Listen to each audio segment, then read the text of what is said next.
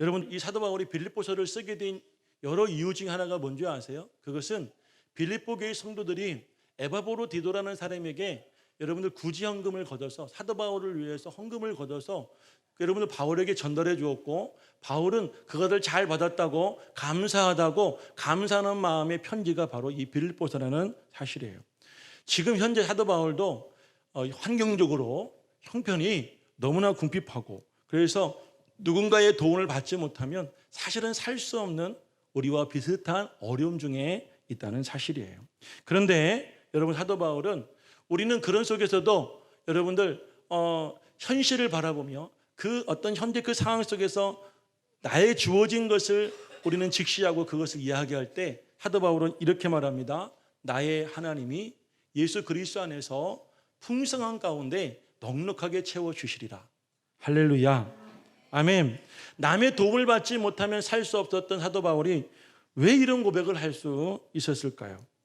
행한 여러분들, 지금 로마 감옥에 갇혀 있는 사도 바울보다도 혹시 여러분들이 더 비천하고 더 가련하고 더 불쌍한 인생을 사는 사람들은 없을 겁니다. 자유함이 있잖아요. 그래도 여러분들 건강이 있잖아요. 내일이 있잖아요. 사도 바울에겐 내일도 없었고 자유함도 없었어요. 그런데 여러분들, 어쩌면 사도 바울보다도 우리는 더 불행하고 여러분들 풍요함이 아니라 더 곤고한 삶을 살아가는 것이 지금 우리들의 현실 아니겠습니까? 그래서 오늘 본문의 사도 바울은 그런 우리들에게 풍성한 삶이 어떤 삶인가 여러분 우리에게 제시하고 그 삶 가운데 여러분들을 초대하고 있습니다. 여러분들 그 초대에 응하시겠습니까? 그 초대에 응하시겠습니까? 그러면 바울이 뭐라고 말하는가 우리가 함께 들어보겠습니다. 첫 번째, 사도 바울은 풍성한 삶을 살기 원한다면 우리가 자족하는 비결을 배워야 된다고 말하고 있습니다. 여러분들, 풍성한 삶, 그러면 제일 먼저 떠오르는 게 뭡니까? 풍성한 삶이라고 생각한다면 여러분들에게는 일단은 돈이 많아야 되죠. 그렇죠? 그리고 그 많은 돈을 가지고 뭐 해야 돼요? 풍성하도록 삶을 채워야 되는 거예요. 그렇죠?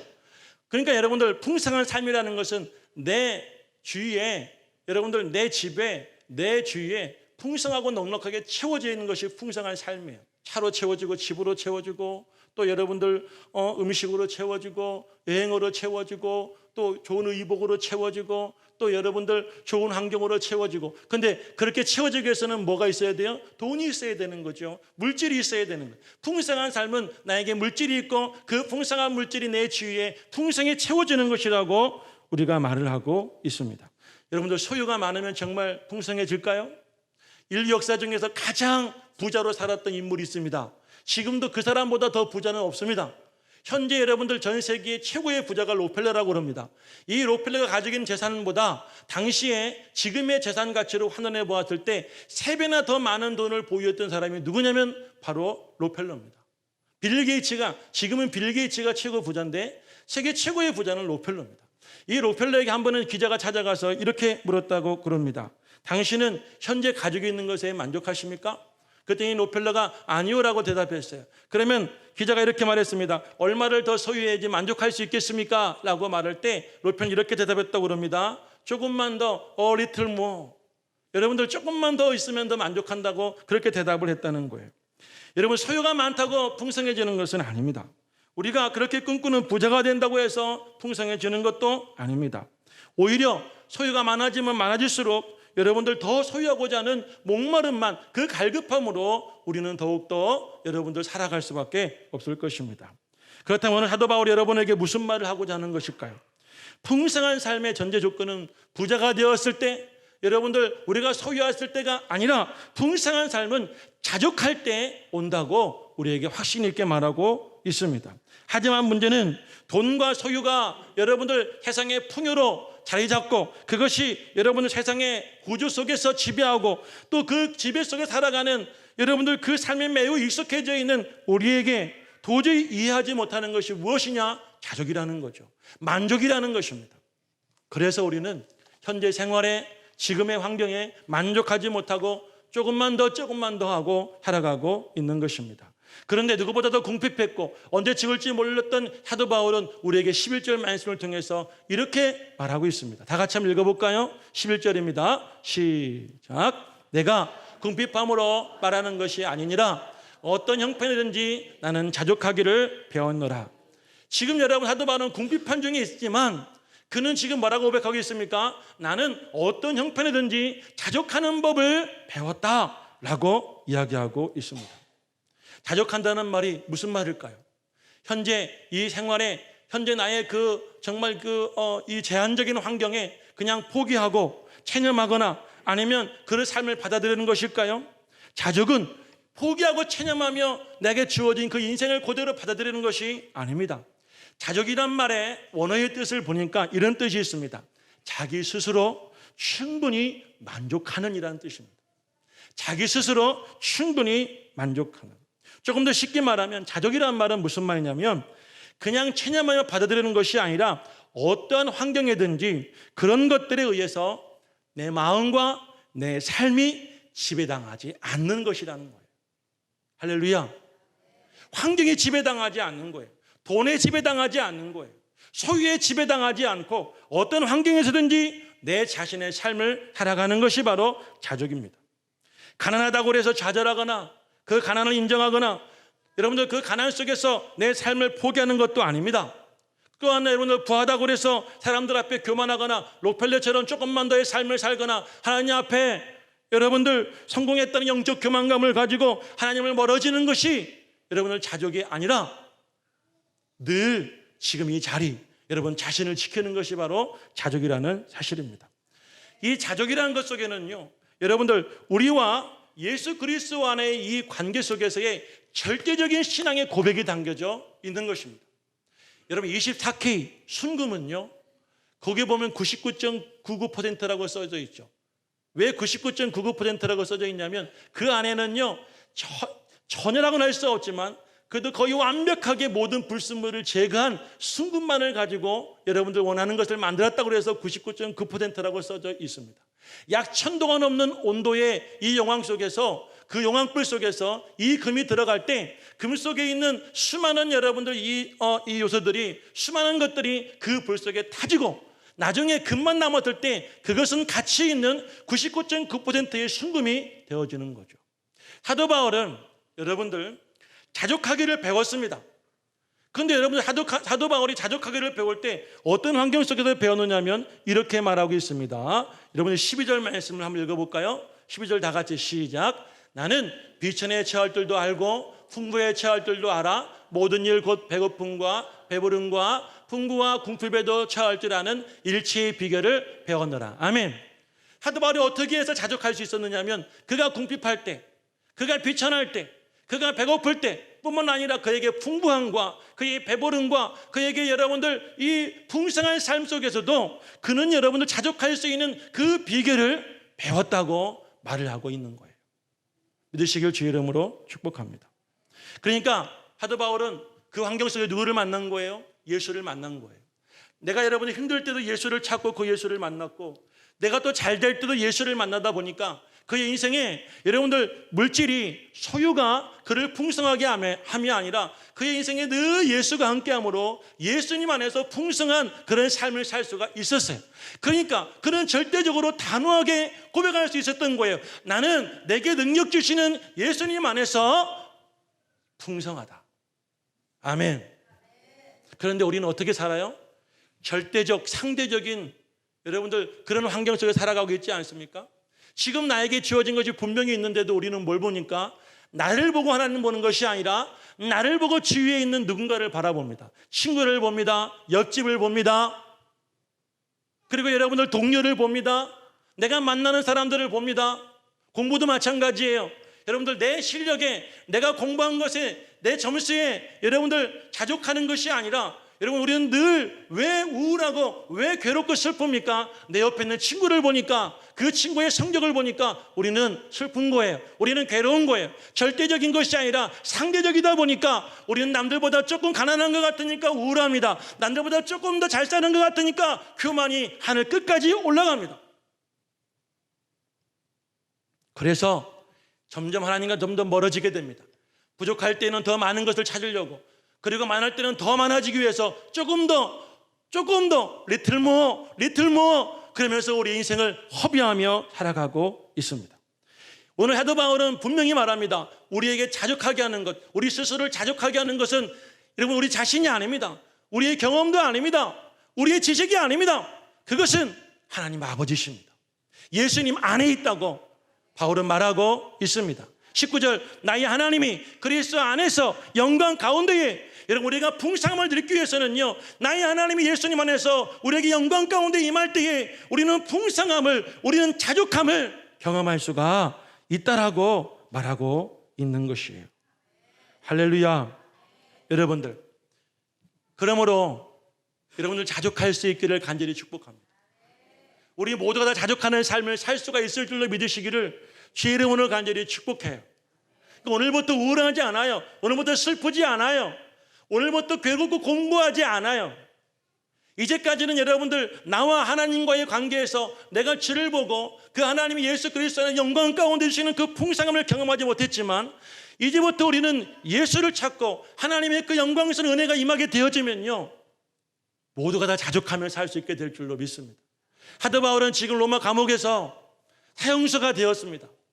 억울한 누명을 썼어요. 네로 황제가 사도 바울에게 그 로마시에 불을 저지른 방화범의 주범으로 사도 바울을 지목하고 이제 바울을 죽이려고 하고 있습니다. 언제 죽을지 몰라요. 얼마나 마음에 공고하고 얼마나 그 인생이 슬펐겠어요. 사도 바울이 이렇게 말합니다. 나는 내게 능력 주시는 자 안에서 나는 모든 것을 할 수가 있다. 할렐루야. 하나님의 영광 가운데 예수 그리스도 안에서 영광스러운 그 풍성함이 내 안에 있다. 아멘. 이것은 여러분들 신앙의 고백인 줄로 믿으시기를 간절히 축복해요. 우울하지 마십시오. 자존감 떨어지지 마십시오. 슬퍼하지 마십시오. 우리가 하나님과 의지하고 예수 그리스도의 영광이 임하게 되어지면 누구든지 다 자족하는 풍성한 삶을 살 수가 있게 될 줄로 믿습니다. 두 번째, 향한 여러분들, 나눌 때 풍성해집니다. 할렐루야. 첫 번째는 자족할 때, 우리 스스로가 주어진 상황과 인생에 만족할 때 우리는 풍성한 삶을 살고, 두 번째는요, 여러분들 그 삶을 나눌 때 우리도 풍성해질 수가 있습니다. 그런데 여러분들, 자족하는 것만큼 우리가 나누는 건 역시 쉽지가 않습니다. 나누며 살기란 정말 어려운 일입니다. 왜냐하면 나도 넉넉하지 않은 데에서 내 것을 누군가에게 준다고 그럴 때에 우리 마음에 어떤 생각이 듭니까? 내 것이 없어진다, 내 것이 비워진다는 생각이 앞서기 때문에 우리는 나누기가 어려워집니다. 그것은 당시에 초대교회도 마찬가지였던 것 같습니다. 오늘 15절 말씀을 함께 읽어볼까요? 15절 말씀을 함께 읽어봅니다. 시작. 빌립보 사람들아, 너희도 알거니와 복음의 시초에 내가 마게도냐를 떠날 때에 주고받는 내 일에 참여한 교회가 너희 외에 아무도 없었느니라. 바울이 개척된 교회가 한두 교회였습니까? 그런데 여러분들, 나눔을 실천한 교회는 그 많은 교회 가운데 이 빌립보 교회 한 교회밖에 없었다는 사실입니다. 왜요? 왜 그들이 나누지 못했을까요? 나누면, 내 것을 주면 풍성해지는 것이 아니라 내가 더 작아진다, 내 것이 없어진다는 생각을 하고 있었기 때문입니다. 하지만 바울은 또다시 이렇게 말합니다. 19절 말씀 다시 한번 확신을 갖고 읽어볼까요? 19절 다시 크게 읽어보겠습니다. 시작. 나의 하나님이 그리스도 예수 안에서 영광 가운데 그 풍성한 대로 너희에게 모든 것을 채우시리라. 아멘. 아멘. 뭐라고 하십니까? 채워주시겠다고 말합니다. 누가요? 나의 하나님께서 예수 그리스도 안에서 누구에게? 가난하지만, 나도 부족하지만, 여러분들 주 예수 그리스도 안에서 여러분들 정말 가난한 자들에게, 여러분들 나보다 힘든 자들에게, 내 도움이 필요한 자들에게, 나누는 사람들에게 여러분들 우리의 모든 쓸 것을 채워주신다고 사도 바울은 우리에게 약속하고 있습니다. 그 이유가 무엇일까요? 18절 말씀을 읽어봅시다. 18절 말씀입니다. 시작. 내게는 모든 것이 있고 또 풍부한지라 에바브로디도 편에 너희가 준 것을 받음으로 내가 풍족하니 이는 받으실 만한 향기로운 제물이요 하나님을 기쁘시게 한 것이라. 아멘. 자, 여러분들, 빌립보 교인들이 바울을 돕기 위해서 준 것을 바울은 뭐라고 말하고 있습니까? 그것은 바울에게 준 것이 아니라 하나님이 받으실 만한 향기로운 제물이었고 하나님을 기쁘시게 한 것이었다는 사실입니다. 아멘. 아멘. 우리는 언제 나눕니까? 여러분들, 해당 사람들의 나눔과 그리스도인의 나눔의 차이는 무엇입니까? 세상 사람들은 자기가 많이 가지고 있는 것을 나눔으로 자기를 드러내고 자기 의가 세상을 여러분 변화시킬 기대를 가지고 나눕니다. 하지만 믿음의 사람들은 많아서가 아닙니다. 자기가 드러내기 위해서가 아니라 하나님의 은혜가 있었기 때문에, 하나님의 감동이 있었기 때문에. 할렐루야. 여러분들 왜 나눔이 풍성하냐면, 왜 나눔이 여러분 축복이냐면, 여러분들 내게 주어진 지금 내가 살아가는 이 세상의 것만 가지고 살아가는 인생이 아니라 그 속에서 여러분 영광 가운데에 풍성하게 더하시는 하나님과 동행하는 삶을 살기 때문에 나누는 삶을 살고, 그 나누는 사람들에게 하나님은 더욱더 풍성하게 채워주시는 은혜가 있다는 거예요. 그 은혜가 여러분 것 되기를 간절히 축복합니다. 할렐루야. 제가 지난번에 사고를 당했어요. 오늘 처음 오신 분은 담임 목사가 기도해달라는 얘기가 뭔 얘기인지 아마 궁금하실 거예요. 제가 7월 29일 날 장마 중에 옥상에서 여러분들 비가 내린 그 물이 배속으로 빠지지 않아서 올라가서 그거를 빼러 갔다가 떨어졌어요. 그래서 여러분들 척추하고 뒤꿈치가 깨져서 수술을 받았어요. 약 3개월 동안 치료하고 제가 지난주부터 강단에 서서 설교를 하고 있습니다. 그런데 제가 병원에 입원했을 때 참 많은 사람들의 기도와 사랑과 도움을 받았습니다. 약 800만 원의 여러분들 이 병원비를 단 10일 만에 방문하신 분들의 도우심으로 다 낼 수가 있었어요. 그런데 그중에 잊지 못할 분이 있습니다. 물론 우리 꿈의 성도님들의 기도와 여러분의 헌신과 사랑은 저는 평생 못 잃을 겁니다. 감사합니다. 그런데 여러분만이 아니라 또 다른 분들도 저에게 많은 감동을 주셨는데, 특별히 여러분들 우리 교회에서 멀지 않은 드림교회에 담임 목사님이 저에게 연락이 와서 병원비를 얼마나 냈냐고 물어보시더라고요. 그럼 하시는 말씀이, 내가 나이 먹고 자녀를 찾아가서 기도도 해주고 싶고 돈 10만 원 가지고 가서 위로해주고 싶지만 그것이 얼마나 힘이 되겠어. 내가 가지 못한 이유가 있어.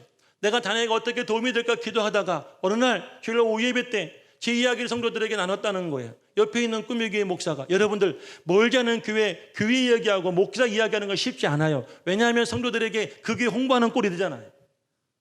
꿈의 교회 목사가 옥상에 올라가다가 떨어졌어요. 그런데 그 목사가 지금 입원 중에 치료 중에 있습니다.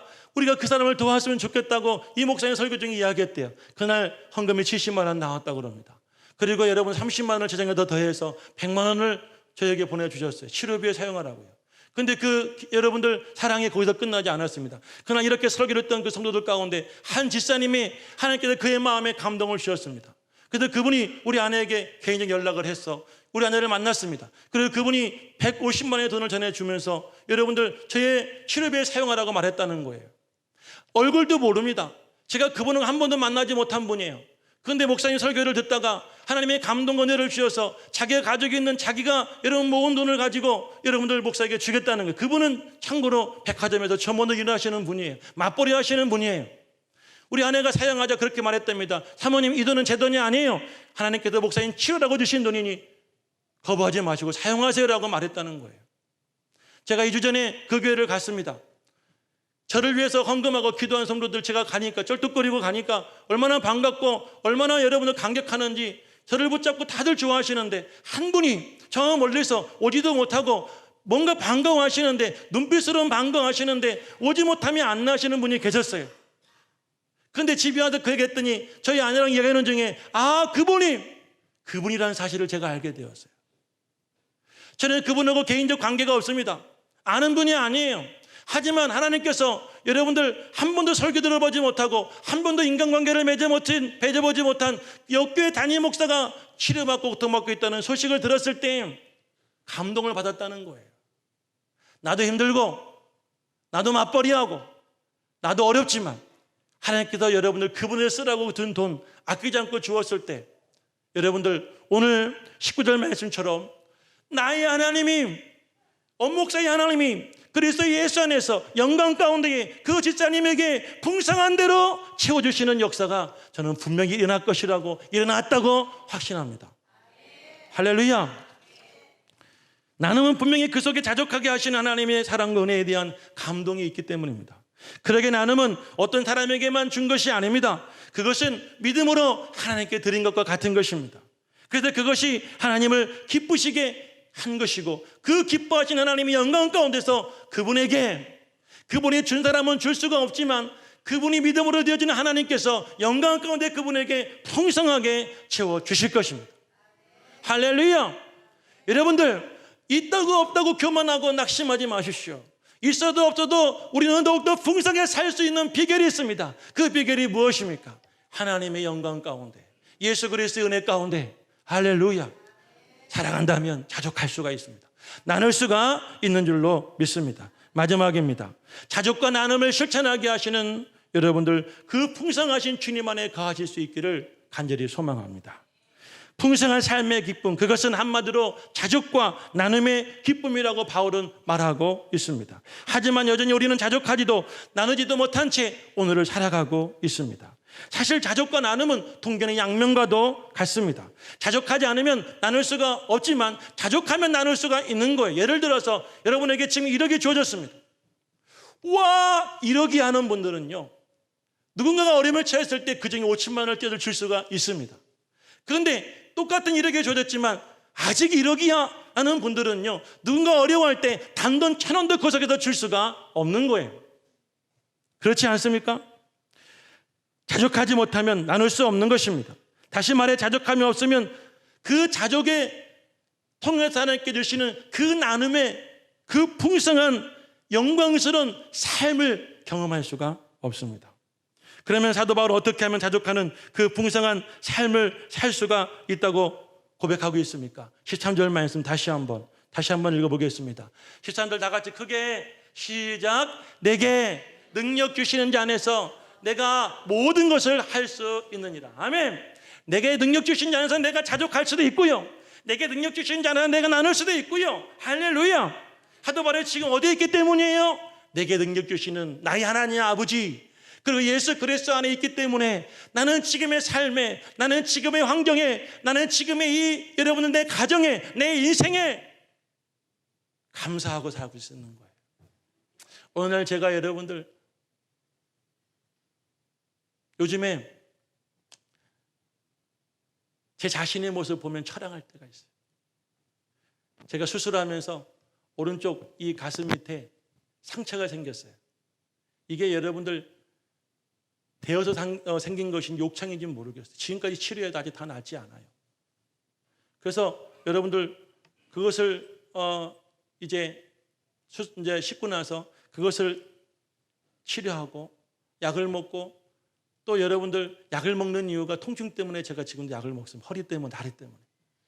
그런 제 자신의 모습 보면 나이 45세 그러고 앉은 제 자신이 너무나 처량할 때가 있어요. 차례는 눈물 흘릴 때가 있어요.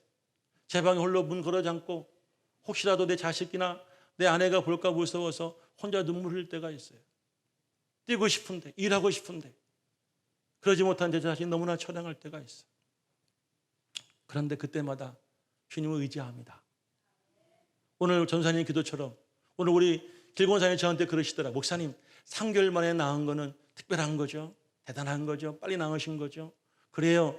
현실적으로 제가 지금도 아프지만, 쩔뚝거리지만, 지금도 치료해야 되지만 3개월 만에 제가 그 큰 사고를 당하고 일어나서 이 자리에 설 수 있는 것에 감사하고 만족하고 할렐루야 기뻐할 수 있는 것입니다.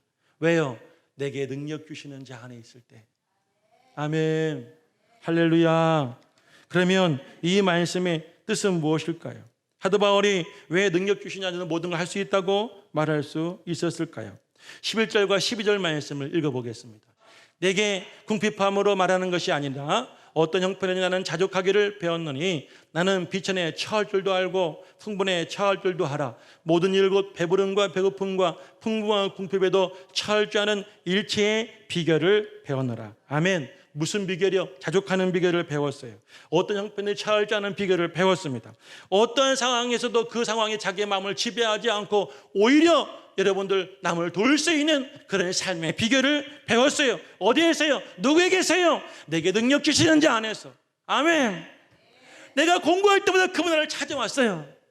바울을 찾아왔어요. 슬플 때마다, 외로울 때마다, 몸이 아플 때마다, 사람들에게 버림받을 때마다, 쇠당할 때마다 어김없이 그 주님은 바울을 찾아왔다는 거예요.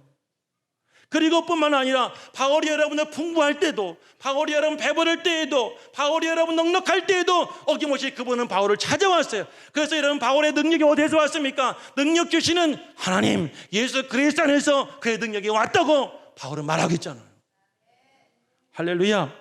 그러므로 바울의 그 능력은, 바울이 여러분을 자족하며 바울이 안 할 수 있는 인생의 비결은요, 인간의 능력이 아닙니다. 바울의 능력도 아니에요. 그러면 그 능력이 어디에서 온 거예요? 하나님께 있다는 거예요. 예수님 매달리고 예수님께 주실 때에 우리에게 그 능력이 임하는 거예요. 생각해 봐요. 인생 오래 산다고 해서 이렇게 살 수 있습니까? 우리가 많이 배웠다고 살 수 있습니까? 건강하다고 젊다고 살 수 있냔 말이에요. 아니에요. 우리가 건강하든지 인생을 많이 살았든지 우리가 어떤 엉뚱에 처해든지 하나님, 나의 하나님, 그리고 그분의 아들 예수 그리스도 안에서 영광 가운데 주시는 그 풍성한 은혜가 임할 때에 우리도 자족할 수 있어요. 아멘. 남이 아니라 여러분 상대적이 아니라 절대적인 신앙의 고백을 할 수가 있는 거예요.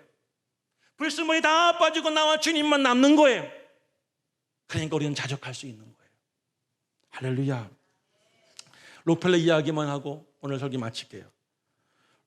록펠러, 우리가 여러분들 부자라 알겠지만 록펠러가 그 많은 부자가 되기 위해서는 여러분들 수많은 사람들에게 빼앗고 착취하고 억압하고 때로는 여러분들 편법과 불법을 저질렀고 뇌물과 리미트를 통하여서 수단과 방법을 가리지 않는 검은돈을 모았다고 그럽니다.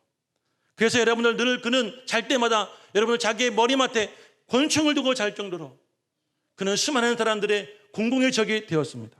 당시 루즈베트 대통령이 이런 말을 했다고 합니다. 그가 얼마나 선행을 하든지 간에 재산을 쌓기 위해 저지른 모든 악행을 다 갚을 수는 없다.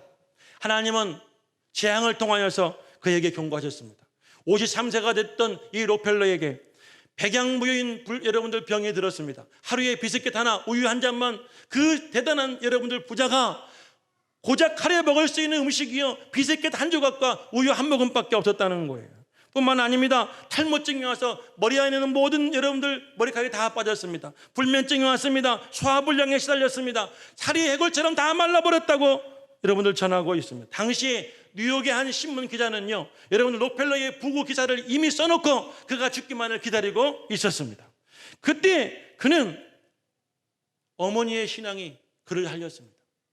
어느 날 그가 하나님의 말씀을 읽는 도중에 한 말씀의 구절에 눈이 머물렀고 그의 마음이 무너졌다고 합니다. 그 말씀은 누가복음 6장 38절 말씀이라고 그래요. 주라, 그리하면 너희에게 줄 것이니 곧 후유되어 누리고 흔들어 넘치도록 하여 너희에게 안겨주리라. 이 말씀에 록펠러의 마음이 사로잡혔습니다. 평생 동안 한 번도 남에게 접어지 못한, 영적으로 여러분들 정신적으로 헐벗은 자기 자신의 몸을 발견하게 된 겁니다. 그 자리에 그는 회심하고 회개합니다. 그리고 그 다음날 날이 새게 무섭게 그의 여러분 비서를 부릅니다. 어떻게 하면 줄 수 있을까? 주는 방법을 연구해 보라고 하고 그를 통하여 재단이 생기게 됩니다. 그때부터 그의 삶이 변화가 되고 건강이 회복됩니다. 소화가 잘 됩니다. 잠이 오기 시작했다고 합니다. 심지어는요, 신비한 일이 일어났는데 빠졌던 머리카락이 다시 났다고 그래요. 저도 궁금합니다. 자꾸 요즘에 머리가 빠져가지고 고민인데 록펠러가 여러분들 빠졌던 머리가 다시 나오기 시작했다고 증거하고 있습니다. 한때 탐심의 대가였던 록펠러는 여러분들 상가 모든 탐심을 물리치라, 사람이 사는 것이 그 속에 넉넉한 데 있지 않다는 예수님의 말씀을 붙잡고 실천하는 사람으로 그의 삶을 살았습니다. 여러분들 자족하는 인생, 나누는 인생. 그는 100만 평이 넘는 대학 12개를 지었습니다. 그가 지은 12개 대학 중에 지금까지 시카고 대학에서는요, 노벨상을 받은 사람이 56명이나 나왔다고 합니다. 그리고 뿐만 아니라 전 세계에 일평생에 4,928개의 교회를 건축했어요. 그래서 자기처럼 탐심에 사로잡힌 사람들의 그 탐욕을 물리치고 바울처럼 하나님, 나의 하나님 예수 그리스도 안에서 영광 가운데 임하는 그 풍성한 사람을 그 교회를 통해서 세우는 역할을 그가 하게 되었습니다. 53세에 불치의병을 걸렸던 록펠러는 몇 살까지 산 줄 아십니까? 98세까지 9988 그리고 123 했다고 그래요. 9988 이상이 뭔지 아세요? 99세까지 팔팔하게 살다가 하루 이틀을 앓고 돌아가신다고. 그게 여러분들 9988 123이래요. 사랑하는 여러분들, 록펠러는 그의 인생에 하나님을 만나는 그 순간부터, 그 말씀 속에 자기에게 주신 하나님의 음성을 듣는 그 순간부터 인생이 바뀌었어요. 그래서 그때는 그 인생은 자족할 수 있었습니다. 자기의 모든 것을 아낌없이 나눌 쓰고 있었습니다. 수많은 영혼들을 살렸습니다. 수많은 여러분의 인생을 구했습니다. 할렐루야. 그 이유가 무엇입니까? 돈 때문이 아닙니다. 여러분들 풍성함 때문이 아닙니다. 소유의 넉넉함 때문이 아닙니다. 무엇 때문입니까? 예수 때문입니다. 무엇 때문이라고요? 여러분 입으로 말해보십시오. 무엇 때문이라고요? 누구 때문이라고요? 크게 말해보십시오. 누구 때문이라고요? 누구 때문이라고요?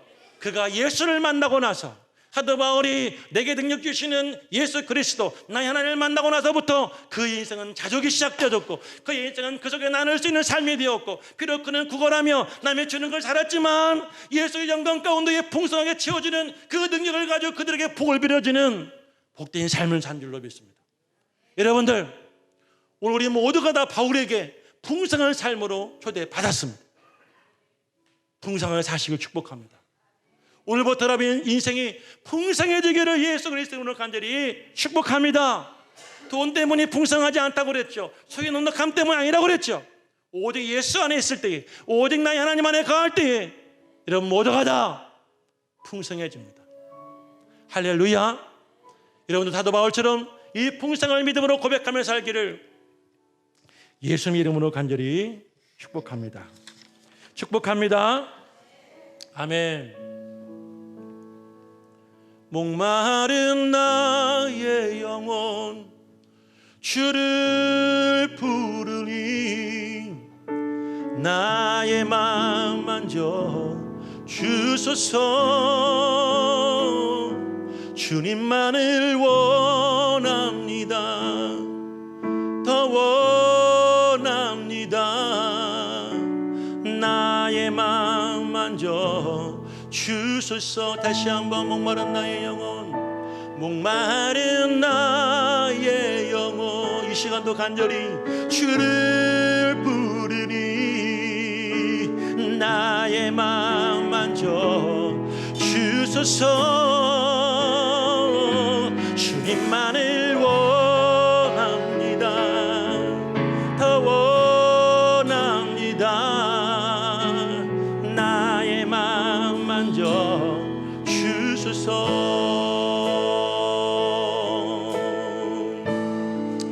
이 찬양 다 같이 부르시고, 이 찬양 부르시며 기도할 때에 주님, 이제까지 내가 돈과 소유가 나를 풍성하게 하고 그것이 나의 삶을 넉넉하게 하며 채워주는 그 기쁨을 여겼다고 한다면, 이제는 내가 간절히 주를 찾고 나의 하나님께 주시는 그 풍성함이 나를 풍성할 것을 믿습니다.